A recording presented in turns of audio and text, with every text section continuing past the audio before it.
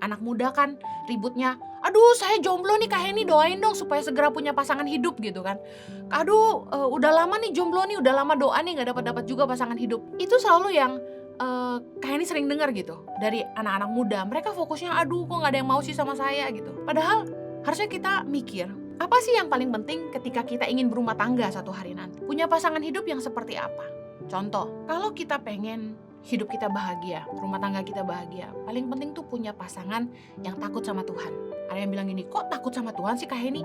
Menghormati Tuhan, betul. Takut sama Tuhan tuh gini, punya the fear of God. Dalam bahasa Inggrisnya, kita meninggikan Tuhan, mengagungkan Tuhan dalam hidup kita. Kita respect sama Tuhan seperti kita hormat sama raja gitu. Gimana caranya ngebedain orang yang hidupnya takut akan Tuhan atau tidak? Lihat gini, bagaimana reaksinya ketika dia menghadapi masalah. Orang tuh kalau udah menghadapi masalah baru kelihatan isi dalamnya. Apakah dia mengandalkan Tuhan atau dia mengandalkan mamon? Apakah dia mementingkan takut sama Tuhan atau dia malah cinta mamon? Cinta Tuhan atau cinta mamon? Ada orang yang karena demi uang menghalalkan segala cara, meskipun itu melawan firman Tuhan, melanggar kebenaran firman. Dari situ kita bisa lihat nih, orang takut Tuhan gak sih?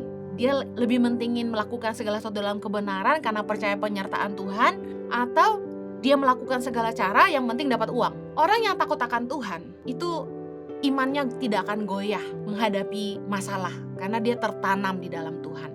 Orang-orang yang hidup melakukan firman Tuhan, dikatakan firman Tuhan, ada angin, banjir, topan datang, dia tetap teguh berdiri. Orang yang hidup takut akan Tuhan tuh imannya kuat, hidupnya mengandalkan Tuhan. Dan orang yang takut sama Tuhan itu gak jahat sama orang. Kalau kita lihat orang tuh bisa baik sama kita karena kita baik sama mereka. Tapi tiba-tiba ada masalah, baru kelihatan orang tuh bisa berubah. Berapa kali dalam hidup Kak Heni ngadepin orang-orang yang awalnya baik, tapi tiba-tiba bisa berbalik jadi jahat banget.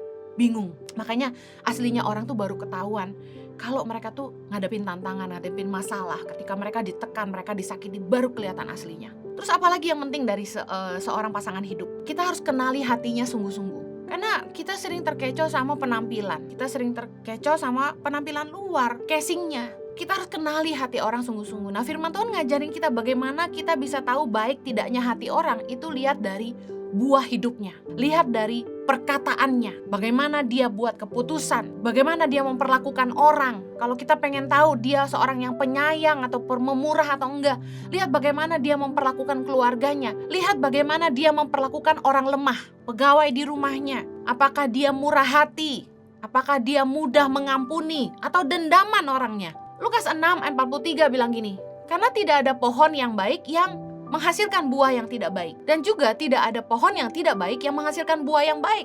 Ayat 44, sebab setiap pohon dikenal pada buahnya. Karena dari semak duri orang tidak memetik buah ara, dan dari duri-duri tidak memetik buah anggur. Ayat 45, orang yang baik mengeluarkan barang yang baik dari perbendaharaan hatinya yang baik, dan orang yang jahat mengeluarkan barang yang jahat dari perbendaharaan hatinya yang jahat, karena yang diucapkan mulutnya meluap dari hatinya. Yesus ngajarin kita, kalau kita mau lihat hatinya orang, lihat dari buah hidupnya dan lihat dari perkataan mulutnya.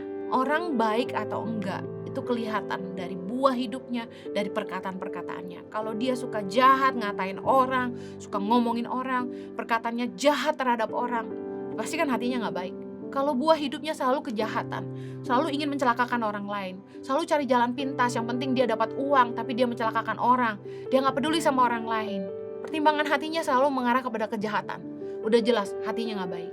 Yang paling penting dalam berumah tangga itu bukan cuma tampang, tapi bagaimana karakter orang. Karena itu kita perlu sungguh-sungguh perhatikan, baik tidak hatinya, penyayang atau pemurah dia. Ketika orang bikin salah sama dia, apakah dia mudah mengampuni?